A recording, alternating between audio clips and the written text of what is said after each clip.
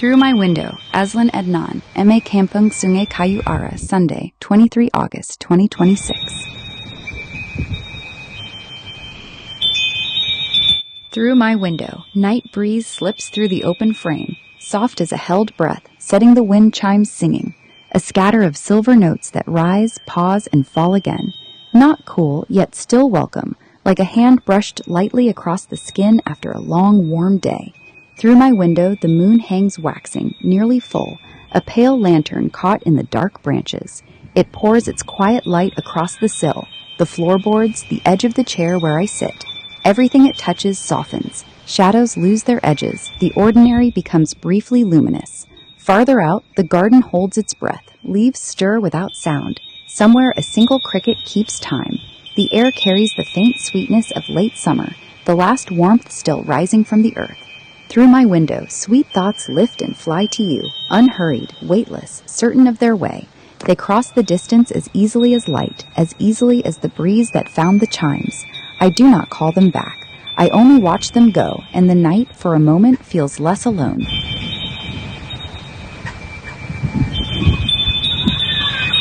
Critical analysis and context through my window, Aslan Adnan, M.A. Kampung Sungai Kayu Ara, Sunday, 23 August 2026. Context.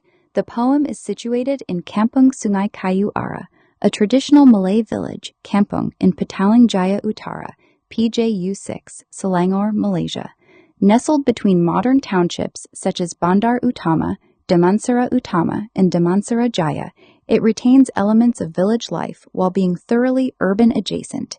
Named after the fig trees, Kayu Ara, that once lined the local river, the area is characterized by a mix of older housing, community spaces, and ongoing development pressures, including flood mitigation works along Sungai Kayu Ara.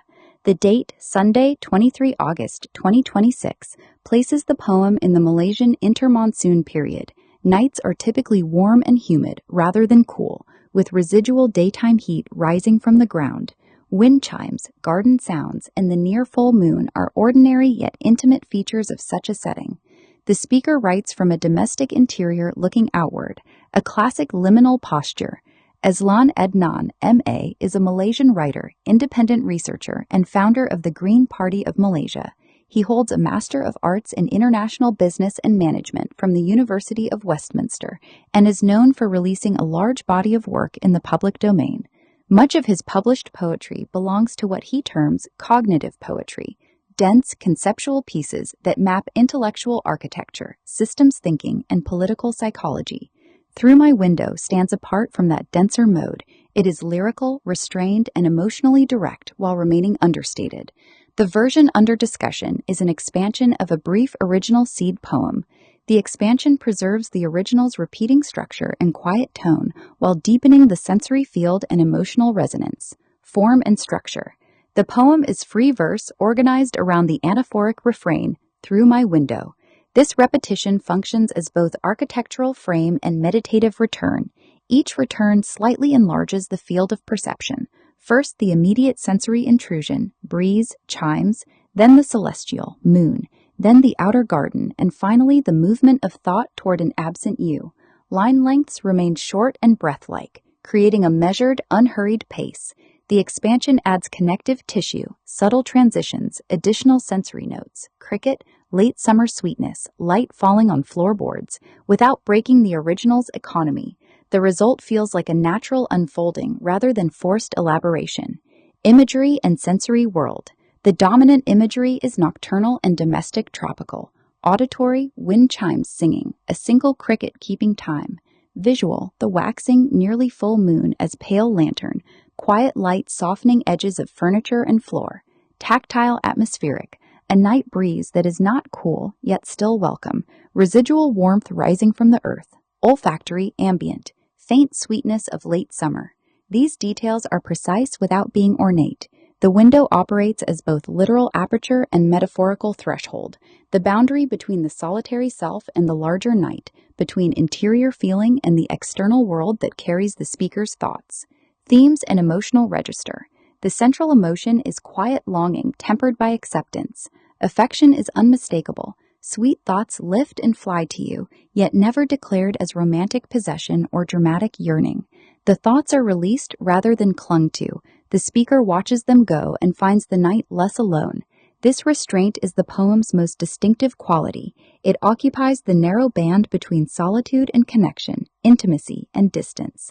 Other quiet themes surface: the consolations of ordinary night, the permeability of the self, breeze enters, thoughts leave, a gentle anthropomorphism of the natural world that never becomes sentimental. The tone remains measured and adult. There is warmth but no melodrama, tenderness but no pleading. As the author himself observed, it hits the sweet spot, a sense of longing that is real yet not mushy, affectionate without being explicitly a love poem. Relation to the author's wider practice.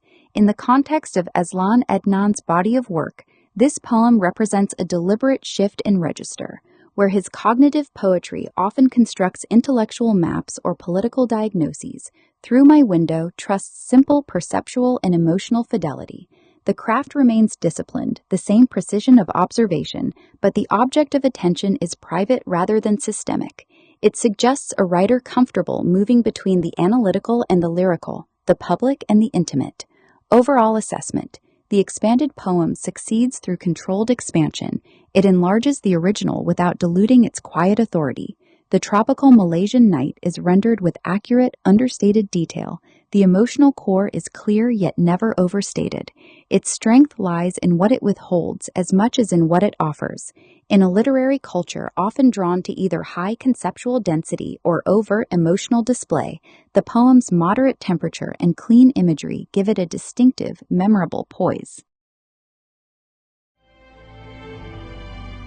The author has placed this work in the public domain. It may be freely imported, exported, shared, distributed, edited, modified, or reformatted without explicit consent from the author. As a visually impaired person, the author asserts his rights under the Marrakesh Treaty to facilitate access to published works for persons who are blind, visually impaired, or otherwise print disabled. 2013, wipo.int.